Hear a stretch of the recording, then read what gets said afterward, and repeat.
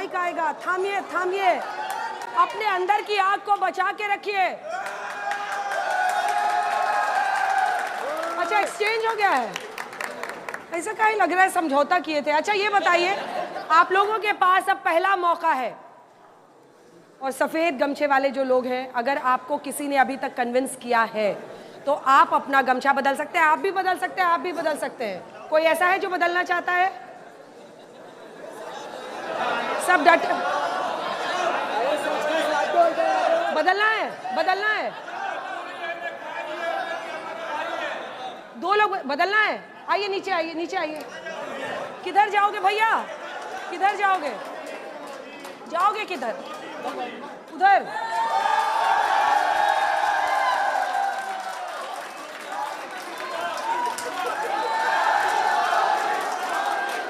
बस हो गया, हो गया। चलिए चलिए।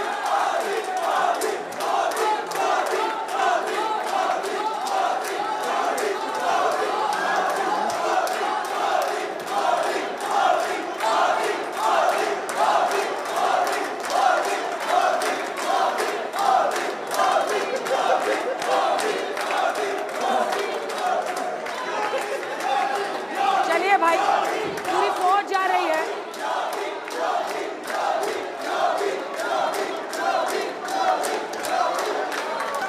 ये देखकर मुझे भी हैरानी हो रही है कि जिस तरह का पलायन यहाँ पर हो रहा है, लेकिन अभी बाजी बाकी है। मुझे लगता है अभी भी एक बड़ा मौका है, और उस मौके को भुनाने के लिए अगले दो जो वक्ता है, प्लीज आप लोग बैठ जाइए, अपनी अपनी जगह पर बैठ जाइए। सुरेंद्र राजपूत जी, कांग्रेस पार्टी के राष्ट्रीय प्रवक्ता, आप मंच पर आइए। और इधर से प्रदीप भंडारी जी, मोर्चा संभालिए। प्रदीप भंडारी जी, आपका समय शुरू होता है अब। भारत माता की। आप लोग भी भारत के नागरिक हैं, बोलिए भारत माता की। आज मैं बोलना चाहता हूं कि झूठ के पाव नहीं होते, फिर भी वो चलता है। सच की रोशनी के आगे फिसल जाता है। आज भारत के अंदर तुष्टीकरण की राजनीति करने वाली कांग्रेस पार्टी एक्सपोज हो चुकी है। 70 सालों तक कांग्रेस पार्टी ने राज किया, परंतु अगर 70 सालों के बाद कांग्रेस पार्टी द्वारा बनाई गई सच्चर कमेटी ये कहती थी कि कांग्रेस पार्टी के राज के अंदर मुसलमान गरीब रहा, वंचित रहा, शोषित रहा, तो इसके लिए जिम्मेदार कांग्रेस पार्टी है। आज मुसलमानों के अंदर गरीबी जो कांग्रेस पार्टी के अंदर 35% थी, आज वो सिर्फ 3% रह चुकी है। आज मुसलमान नागरिक की, युवा की प्रति व्यक्ति आय जो कांग्रेस पार्टी के समय 3% थी, आज 27% से बढ़ चुकी है। और अगर ये हमको कहते हैं कि भाई हम मुसलमान विरोधी है, तो कांग्रेस पार्टी को जवाब देना चाहिए कि 2014 से लेकर 24 में अगर कांग्रेस पार्टी तुष्टीकरण नीति करती तो मुसलमानों के टिकट्स क्यों कम करे? ये मुसलमानों को वोट बैंक के रूप में इस्तेमाल करना चाहते हैं। हमारे लिए मुसलमान हो या हिंदू, सब एक है। तभी यूपीएससी सिविल सर्विसेज के अंदर सबसे ज्यादा मुसलमानों की भर्ती 2018 के अंदर होती है, मोदी शासन में होती है। सबसे ज्यादा मेरिटोरियस कैंडिडेट सरकारी व्यवस्था के अंदर 40% आते हैं, मोदी सरकार के अंदर आते हैं। मोदी सरकार की पीएम आवास स्कीम हो गई, जलधन स्कीम हो गई, उज्ज्वला हो गई, सब में 25 से 30% भागीदारी मुसलमान समाज की आती है। ये रहा एनसीआरबी का डेटा। आज भारत में पिछले 50 साल में सबसे कम दंगे हो रहे हैं। ये चाहते हैं कि हिंदू और मुसलमान दंगा करें, हम चाहते हैं कि वो दोनों देश की नागरिक के आगे बढ़े, भले हिंदू हो या मुसलमान हो। और अगर इनकी नीति साफ होती तो बंगाल के अंदर सुनिए मुसलमानों की हालत क्या है। बंगाल में सिर्फ 2% मुसलमानी सरकारी नौकरी के अंदर है। गुजरात जहां भाजपा है उससे दुगना है, और बंगाल के अंदर स्थिति यह है कि सबसे ज्यादा गरीबी मुसलमानों में समय समाप्त हुआ। और अब अगले वक्ता सुरेंद्र राजपूत, कांग्रेस पार्टी के राष्ट्रीय प्रवक्ता होंगे, और आपका सुरेंद्र जी समय शुरू होता है अब। चलिए साथियों, कम से कम वंदे मातरम तो कीजिए। वंदे वंदे भारत माता की, भारत माता की। अंजना जी, आज आपने बहुत बढ़िया एक वो रखा है, शो रखा, और आपने कहा कि मुसलमान वोट बैंक के रूप में क्यों इस्तेमाल किया जा रहा है। देखिए किस तरीके से दबाव में मुसलमान को वोट बैंक के रूप में इस्तेमाल किया जा रहा है, ये हमारी बाईं तरफ के लोग बता रहे हैं। कह रहे हैं ना, अभी इन लोगों ने कहा, भी प्रदीप भंडारी ने कहा कि साहब मुसलमान कितने सांसद इसने किए, तो प्रदीप भंडारी बता दें। अभी नरेंद्र मोदी कांग्रेस पार्टी से पूछ रहे थे कि साहब आपने मुसलमान कितने अध्यक्ष बनाए, तो हमने कहा हमने तो 8 बनाए। आपने कितने बनाए जरा बता दीजिए। आपने कितने सांसद बनाए जरा हमें बता दीजिए। आपने कितने मुसलमानों को एमपी एमएलए का टिकट दिया हमें बता दीजिए।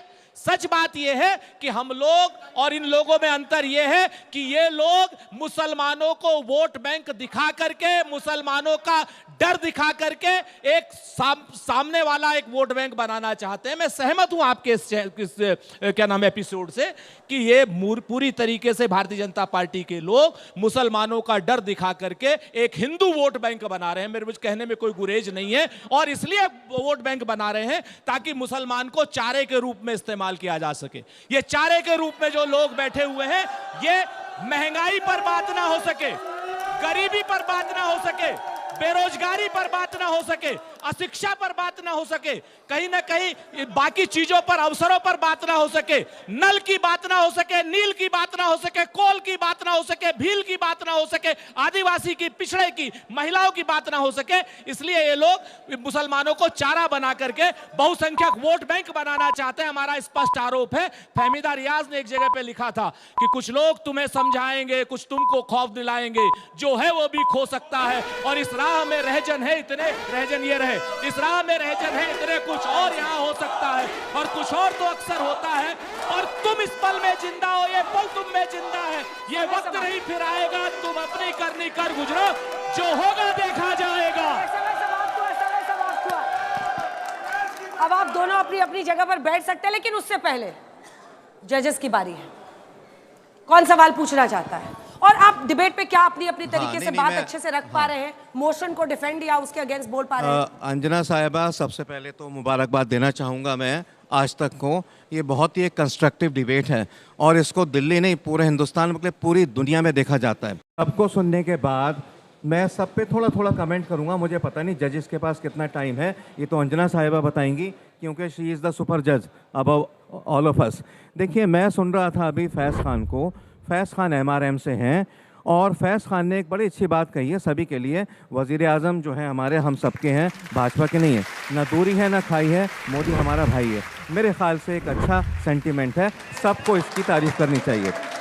अच्छा, मैं सुन रहा था अमीर साहब को। अमीर साहब ने एक उर्दू के 2 बड़े खूबसूरत अल्फाज कहे, मादर वतन। मैं बजाय इसके जजमेंट दूं, एक सवाल छोटा सा पूछूंगा आपसे अमीर भाई। ये बताइए, क्या आप भारत माता की जय, वंदे मातरम इस प्रोग्राम में कह के हम सबको गौरवान्वित करेंगे या नहीं? We are on the same side of the table, हम में कोई मुखालिफत नहीं है, हम सब हिंदुस्तान के लिए हैं।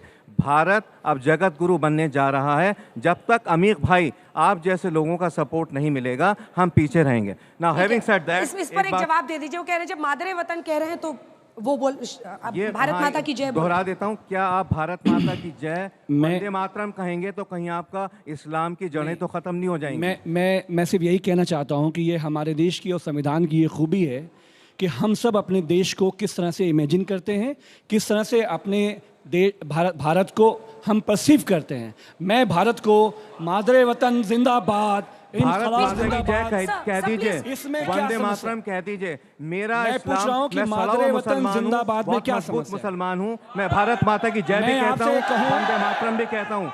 मेरा इस्लाम इससे कमजोर नहीं होता। मैं आपसे कहूँ नाथू, मैं आपसे अमीर भाई, जलेबियां ना घुमाइए, सीधा जवाब दीजिए। जैसे आपका इस्लाम कमजोर हो जाएगा अगर आप वंदे मातरम या भारत माता की जय कहेंगे। जज साहब देखिए, आजकल तो नंबर लोकसभा में ज्यादा होते हैं, बिल पास हो जाती है, काली भी होती है, सफेद भी होती है। मेरा सिर्फ ये कहना है कि मेरे संविधान ने हमारे देश के नागरिकों को अपने तरीके से देश प्रेम की व्याख्या करने का अधिकार है। आपने एक बात कही, thank you so much, thank you अमीर भाई। सुरेंद्र राजपूत साहब ने एक बात कही, मैं उस पर कुछ कहना चाहूँगा बतौर जज। आपने बड़ा अच्छा शेर कहा था, मैं भी शेर से जवाब देना चाहूँगा। भारत पे मेरे रहमते परवरदिगार है, कृपा प्रभु राम की, कान्हा का प्यार है।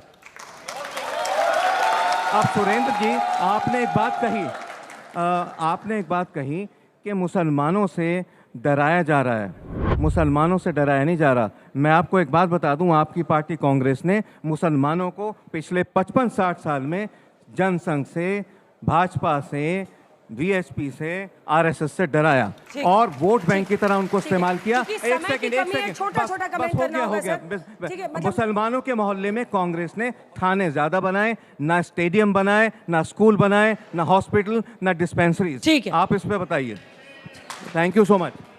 देखिए जज साहब, सबसे बड़ी चीज़ तो आपको सलाम है कि आप मादरे वतन और वंदे मातरम में फ़र्क कर रहे हैं। एक अरबी का शब्द है मादरे वतन जिंदाबाद अगर कोई कह रहा है और वंदे मातरम कह रहा है कोई, इन दोनों में अंतर आप कर रहे हैं। तो आप डरे हुए मुसलमान हैं अंतर या बना दिया बड़े गया मुसलमान हैं, ये आपको बताना होगा। अंतर सुनिए, ये फर्क यहाँ आप जैसे लोगों हिंदुस्तान ने, का मुसलमान अल्लाह के अलावा किसी से नहीं डरता। कांग्रेसियों ने, अगर अल्लाह के अलावा सपाइयों ने किसी से बनाया डरता है है। कोई मुसलमान बताए।